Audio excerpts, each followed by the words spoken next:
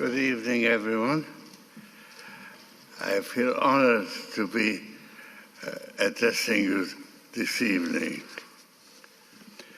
I've spent most of my life trying to understand the world I was born into, and I can claim some modest success.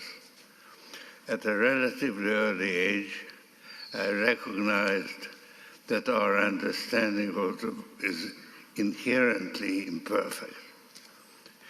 That's because we are part of the world in which we live. We are both participants and observers. As participants, we want to change the world in our favor. As observers, we want to understand reality as it is. These two objectives interfere with each other. The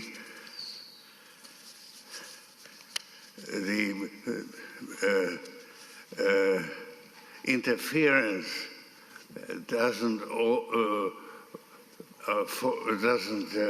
affect all domains of reality equally. For instance, natural scientists that, like astronomists, can obtain practically perfect knowledge because they have an objective criterion, like the movement of the stars, that allows them to judge whether their predictions are correct. Social scientists don't have it so easy.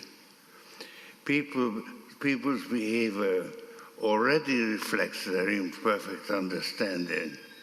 Therefore, it doesn't provide as reliable a criterion for social scientists as the movement of the stars does for astronomers. So, how can we understand the current state of affairs? We must find a way to distinguish what is important from what is less so. Let me start with a bold assertion. While two systems of governance are engaged in a fight for global domination, our civilization is in danger of collapsing because of the inexorable advance of climate change. This is a very succinct statement, but I believe it provides an accurate summary of the current state of affairs. My statement links climate change, which is mainly natural science material, with systems of governance, which is a social concept. I'll discuss climate change first, and then systems of governance later.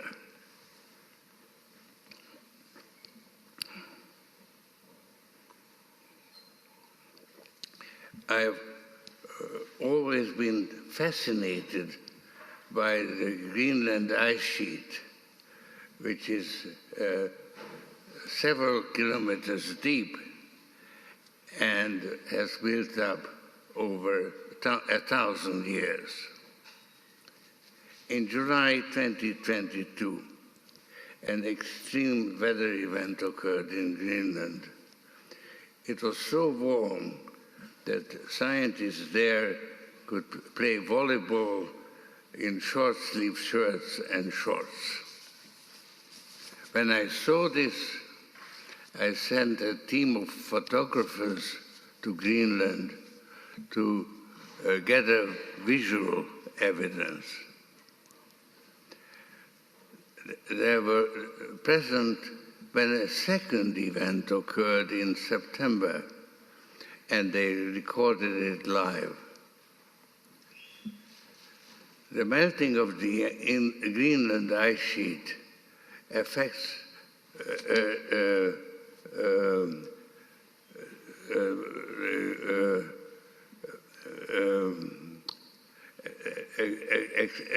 ice sheet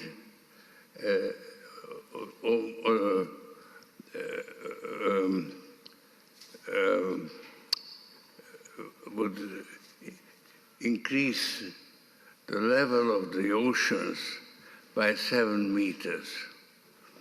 That poses a threat to the survival of our civilization. I wasn't willing to accept that fate, so I tried to find out whether anything could be done about it.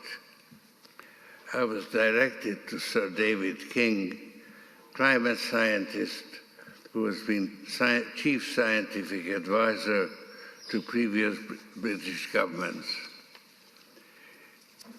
He had developed a theory which is widely shared by climate scientists.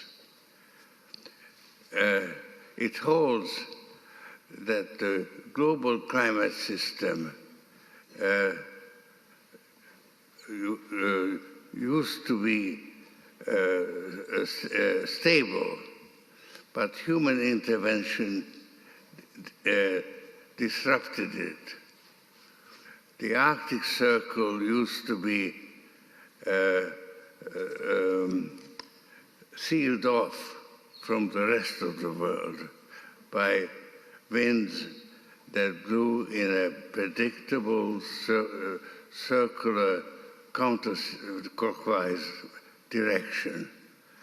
But man-made climate science broke this isolation.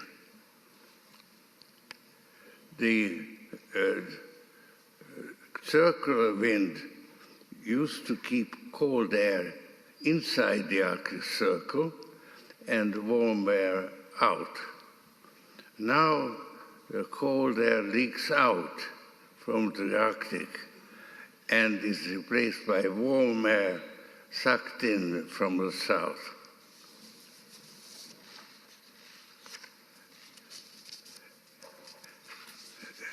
This explains, among other things, the Arctic blast that hit the United States last Christmas and the cold wave that hit Texas more recently. The Arctic Ocean used to be covered with pristine snow and ice that reflected the sunshine in what is called the Albedo Effect. But rising temperatures have caused the ice to melt, and the Greenland Ice Sheet is no longer so pristine. It's covered by soot from last year's forest fires on the west coast of America, Arctic shipping, and other causes. Sir David has a plan to repair the climate system. He wants to recreate the albedo effect by creating white clouds high above the Earth. With proper scientific safeguards and in consultation with local indigenous communities, this project could help re-stabilize the Arctic climate system, which governs the entire global climate system. The message is clear. Human interference has destroyed a previously stable system, and human ingenuity, both local and international, will be needed to restore it. We must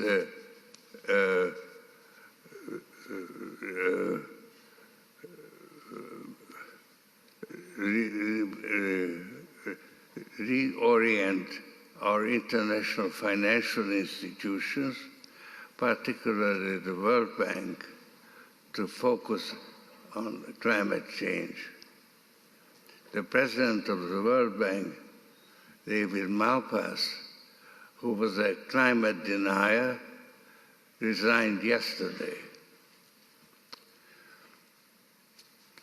Since pictures can be more powerful than words, I'd like to show you a short video of the melting of the Greenland Ice Sheet with commentary by Sir David King.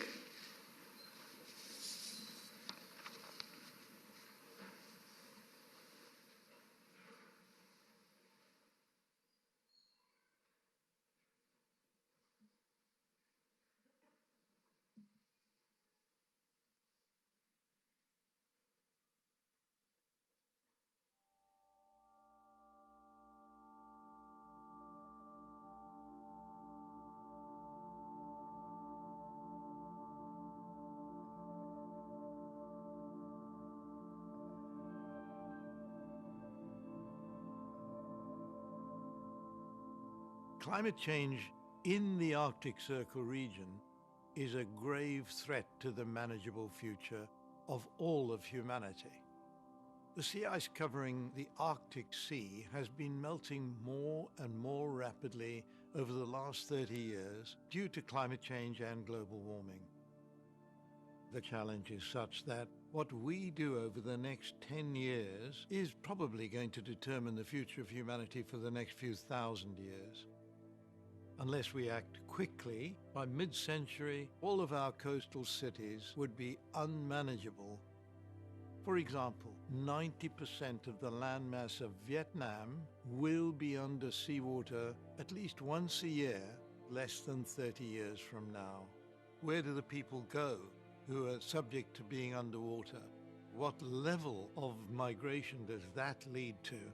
The consequences are severe. Here is the Russell Glacier melting rapidly, causing that great river of water to flow into the ocean.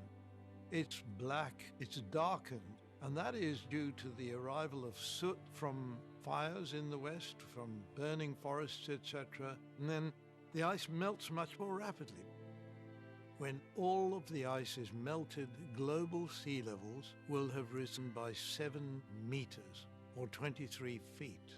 But we must anticipate severe impact on our coastal cities within a few decades. There's another big threat that we have. The permafrost melting in the land surrounding the Arctic Sea causes rapid explosive release of methane. If it was all released over a 20-year period, global temperatures might rise by 5 to 8 degrees centigrade.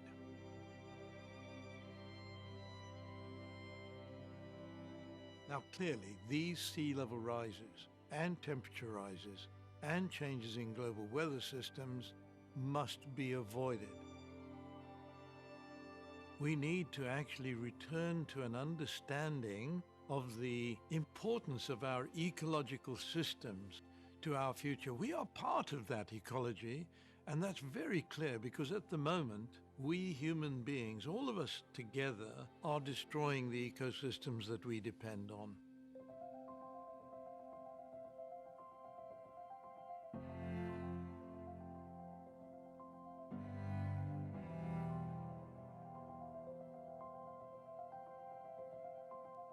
The Centre for Climate Repair at Cambridge is working with global partners on the actions urgently needed to create a manageable future for humanity. This involves 3 R's. We need to reduce emissions deeply and rapidly. We need to remove excess greenhouse gases from the atmosphere. But perhaps the most pressing, we need to refreeze the Arctic. To buy time to enable us to manage those 2 first R's. Now, how could we refreeze the Arctic?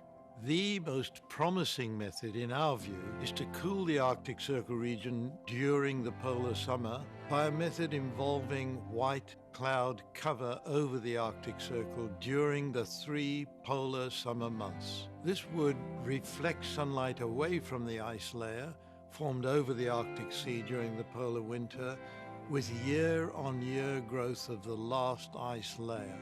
A marine engineer, Stephen Salter, has designed a marine vessel which could create white clouds. This imitates the natural process that occurs when waves break over the ocean, creating tiny droplets of seawater which can be carried upwards by warm wind. As they travel up, each droplet loses water as vapor, leaving a salt crystal so small it is invisible, less than a micron in diameter. A cloud of these salt crystals then hovers in the upper atmosphere, and each crystal again attracts water vapor to recreate a tiny droplet. The accumulation of tiny droplets forms a white, bright cloud. However, we also need to produce the tiny droplets of water at scale. A vast number of tiny droplets of water need to be generated, and without using energy input that would be just as damaging as the normal processes of global warming. This is a very clever design in which the energy is picked up from the motion of the water currents and from the wind, and so potentially all of the energy needed can be obtained from these renewable sources. We would need 500 to 1,000 vessels around the Arctic operated remotely in the 3 polar summer months.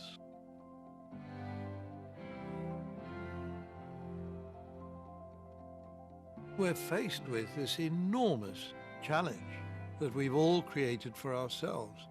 Somehow, I feel what could emerge is a better understanding between nations as we all deal with a common threat. What we're trying to do is return the Earth to a livable planet.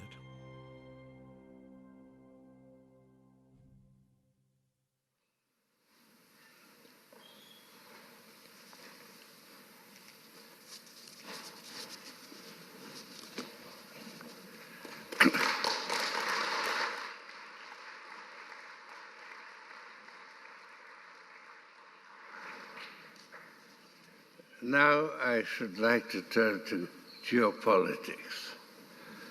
There are 2 systems of governance that are fighting for global domination. I'm talking about open and closed societies. I have defined the difference between them as simply as I can. In an open society, the role of the state is to protect the freedom of the individual. In a closed society, the role of the individual is to serve the interests of the state.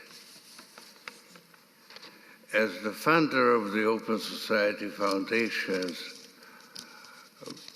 open societies are obviously close to my heart, and I consider them morally superior to closed ones. When we talk about moral superiority, however, we encounter a difficulty. Both systems consider themselves superior. Open societies must therefore distinguish themselves by actually protecting the freedom of the individual. That would certainly attract people living in closed societies. Of course, repressive states may still prevail because they may be able to force their subjects to serve them. The fact is that both systems have their strengths and weaknesses. By understanding them better, we can improve our understanding of the world. I have distinguished between open and closed societies. That leaves out many countries that have gone to great lengths to avoid tying themselves irrevocably to one system or the other. India is an interesting case. It's a democracy, but its leader, Narendra Modi, is no Democrat. Inciting violence against Muslims was an important factor in his meteoric rise. Modi maintains close relations with both open and closed societies. India is a member of the Quad, which also includes Australia, the US, and Japan. But it buys a lot of Russian oil at a steep discount and makes a lot of money out of it. Erdogan's Turkey is perhaps even more interesting. He's actively engaged with both sides of the Ukrainian war and established himself as a neutral intermediary between them. Erdogan has much in common with Modi, but while Modi seemed to be firmly in the saddle until recently, Erdogan has mismanaged the Turkish economy, and he will face elections in May. All his efforts are focused on winning the elections. He moved closer to Putin, who will make Turkey a distribution hub of Russian oil, which will give him the money he needs for the elections. He also became more autocratic at home. He is trying to jail his most powerful opponent, the mayor of Istanbul, and to ban the Kurdish party from participating in the elections. But he will not be able to break the tradition that allows the political parties to supervise the counting of the votes. That will make it difficult to falsify the results. The 7.8 magnitude earthquake that hit Turkey earlier this month is a tragedy.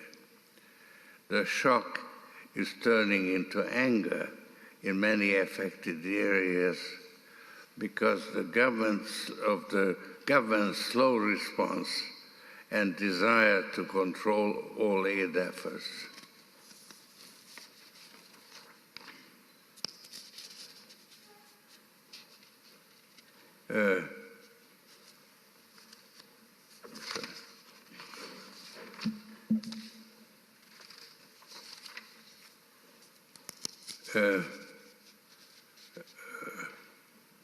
This was not fate. Turkey's lax construction practices and Erdogan's construction-driven growth made everything worse. The best way to address these issues is to hold elections.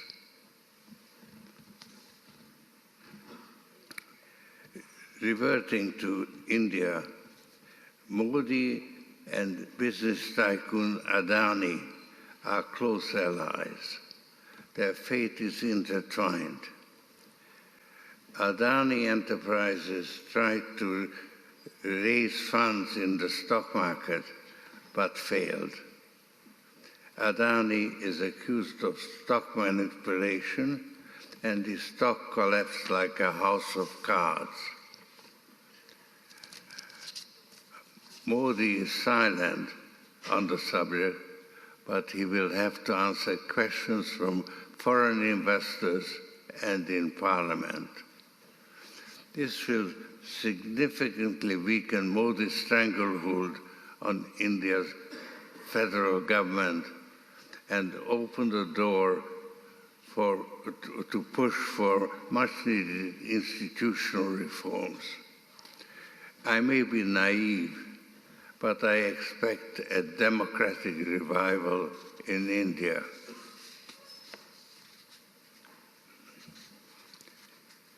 There are many other regional powers that can influence the course of history. Brazil stands out. The election of Lula at the end of last year was crucial.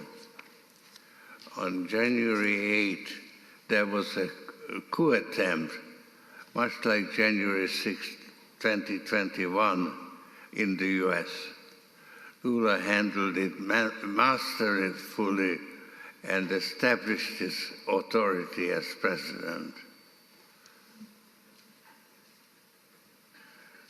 Brazil is in the forefront of the conflict between open and closed societies. It is also on the forefront of the fight against climate change. He must protect the rainforests, promote social justice, and reignite economic growth all at the same time. He will need strong international support because there is no pathway to net zero emissions if he fails.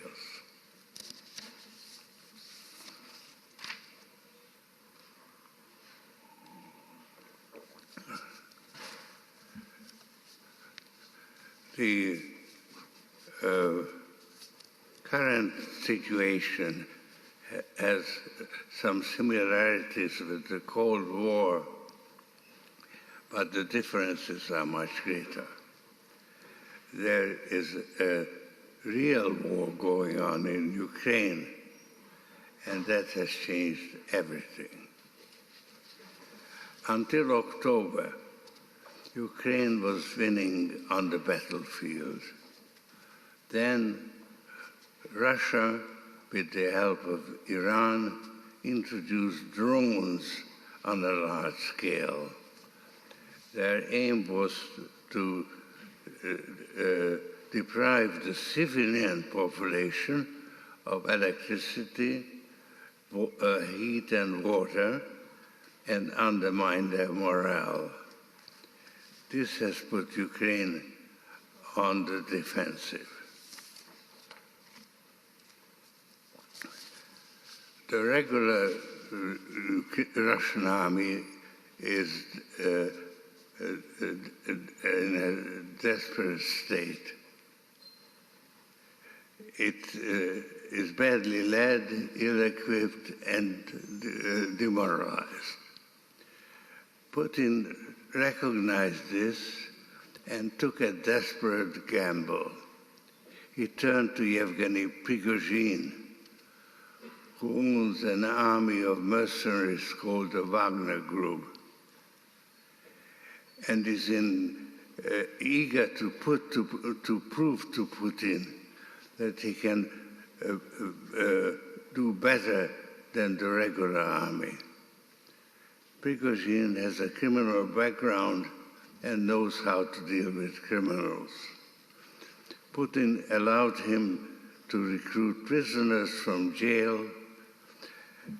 That violates Russian law, but Putin doesn't obey any laws. The gamble worked. With the prisoners' help, Wagner started gaining territory. The Ukrainian army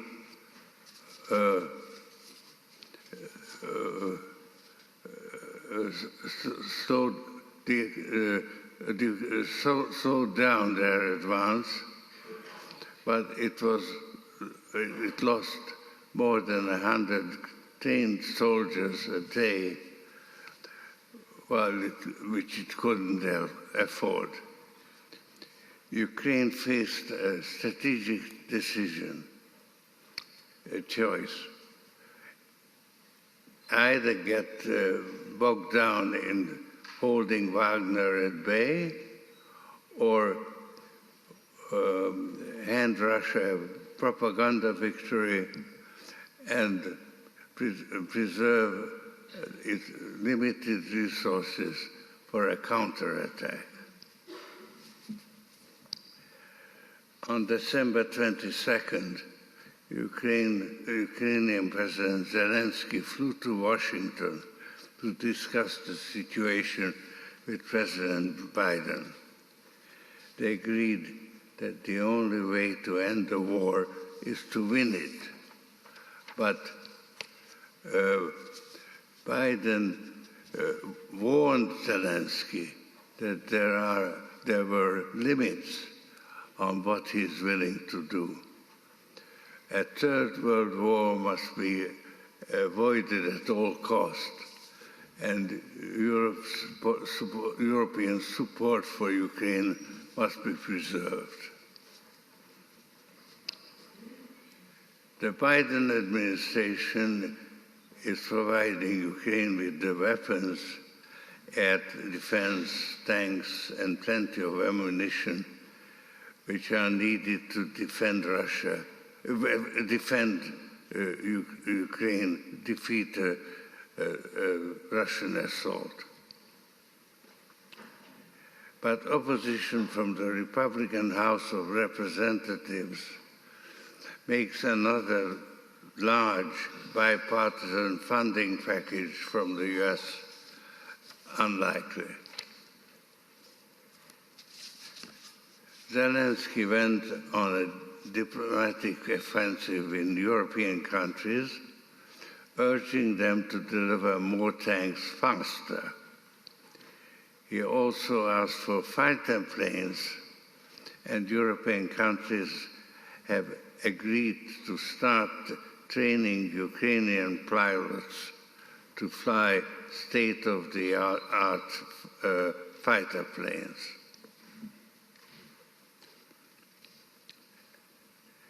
Prigozhin has been ordered by Putin to produce a victory before the anniversary of the Russian invasion of Ukraine on February 24th.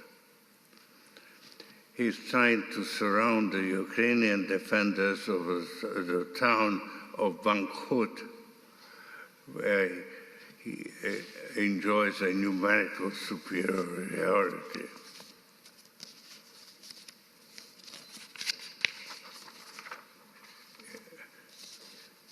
It is possible that he will succeed, but I consider unlikely because the Ukrainian army is putting up strong resistance, and once Ukraine can use the weapons it has been promised, the tables will be turned. But Moldova's president, Maya Sandu,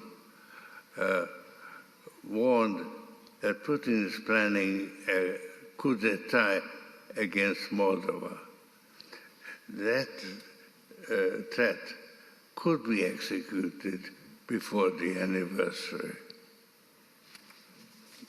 On February 11th, Prigozhin gave an interview to The Guardian in which he admitted that he won't be able to trap the Ukrainian defenders of Bakhmut. There are many roads out and fewer roads in, he said. He took a 2 to 3 year perspective talking about occupying the Donbass. This gives Ukraine a narrow window of opportunity later this spring when it can receive the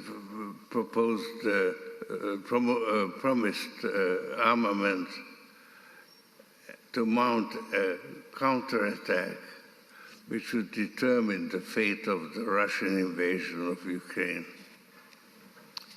The countries of the former Soviet Union can hardly wait to see the Russians defeated in Ukraine because they want to assert their independence. That means that Ukrainian victory would result in the dissolution of the Russian Empire. Russia would no longer pose a threat to Europe and the world. That would be a big change for the better. It would bring huge relief for open societies and create tremendous problems for closed ones.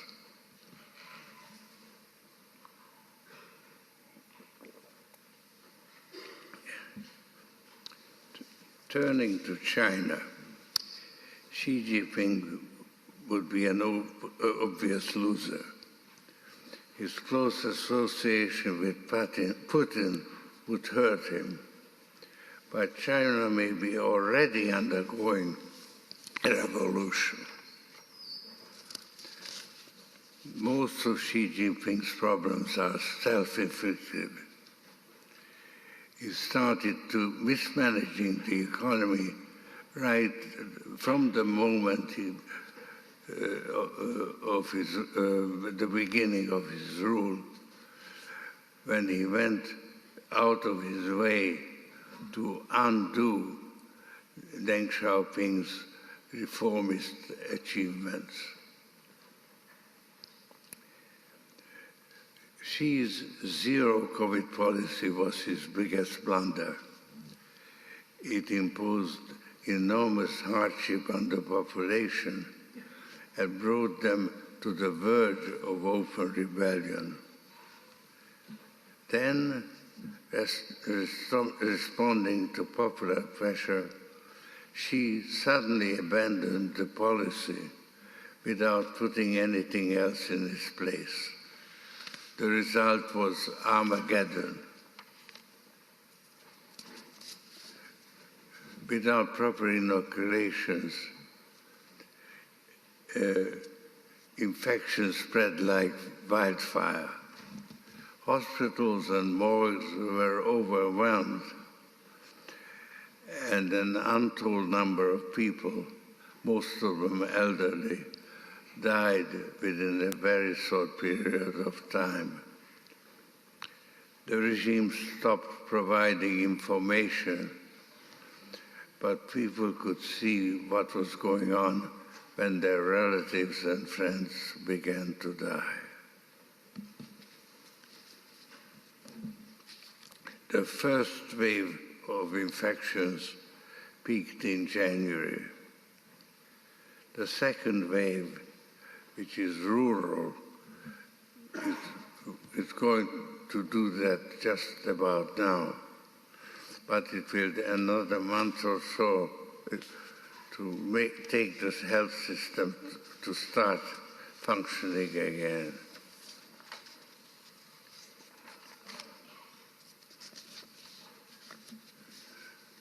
The chaotic way Xi Jinping exited zero COVID shook the Chinese people's trust in the Communist Party under Xi's leadership.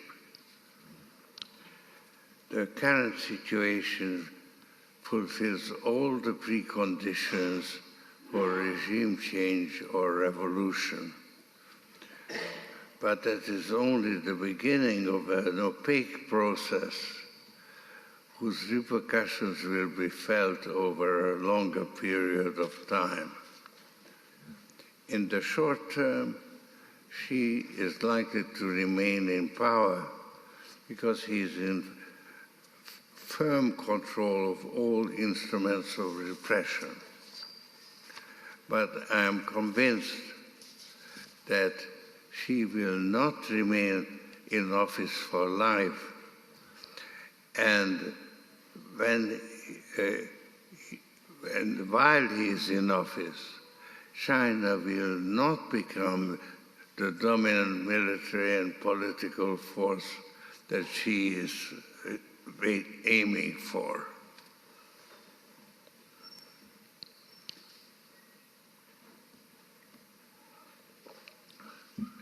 Fortunately for Xi, he is not personally threatened from abroad because Biden is not interested in regime change in China.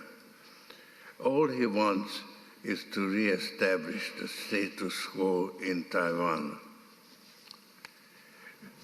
Due to his weak position at home, Xi responded positively to Biden's offer to lower the temperature between the United States and China when they met in Bali. But the discovery of a Chinese surveillance balloon traversing the length of the U.S. soured relations, and it's on its way to poison them altogether. Preliminary examination of the remains of that balloon indicate that it was designed to spy on military targets, not for meteorological observations. In any case, Xi Jinping's conversion to cooperation would have been only temporary and tactical. He would not be the man who he is if he could abandon his deeply felt beliefs so easily.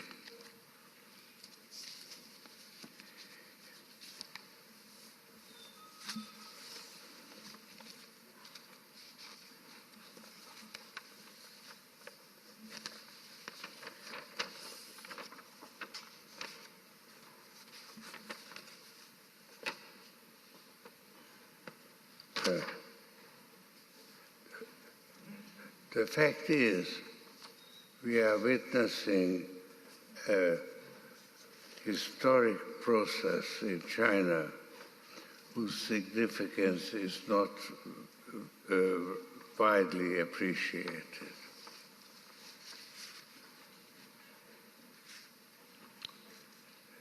To complete the geopolitical picture, I must also examine how democracy is functioning in the United States. Obviously not very well. When Donald Trump became president in 2016, he posed a real threat to our democracy. Trump is a deeply flawed character, a confidence trickster whose narcissism grew into a disease. He feels no commitment to democracy. Democracy merely provides him with a stage on which to perform. As president, he was more interested in hobnobbing with dictators than in promoting democratic principles.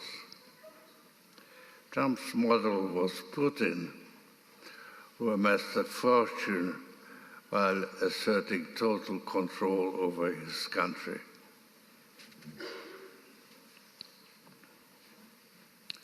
Trump attracted a lot of non-educated white followers, but his biggest backers were the mega rich, and he certainly delivered for them. First, he cut their taxes. Second,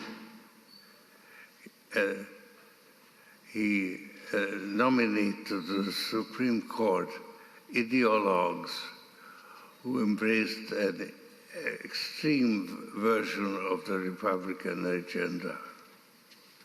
Third, he brought the Republican Party under his control by threatening those who didn't swear loyalty to him with a challenge in the primaries. Lastly, he encouraged Republican-controlled states to introduce outrageous measures of voter suppression to ensure that his party would remain in power indefinitely. With that program, he was almost re-elected in 2020.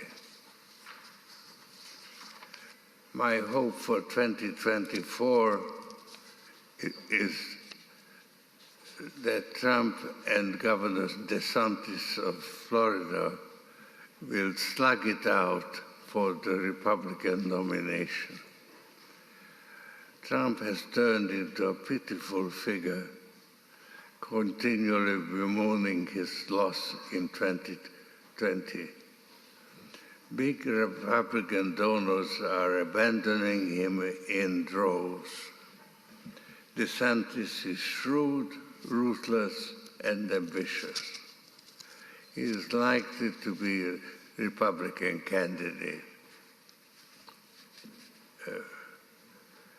This could induce Trump, whose narcissism has turned into a disease, to run as a third-party candidate. That would lead to a Democratic landslide and force the Republican Party to reform itself.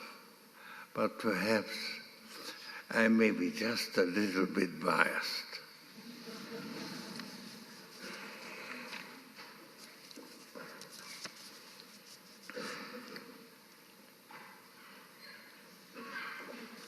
To conclude, I will repeat what I said at the beginning. While open and closed societies are in a fight for global domination, our civilization is in danger of collapsing because of the inevitable advance of climate change. I believe that this sums up the current state of affairs accurately. I also believe that an open society is superior to a closed one. And I grieve for people who must live under repressive regimes like Assad, Syria, Belarus, Iran, and Myanmar. Thank you.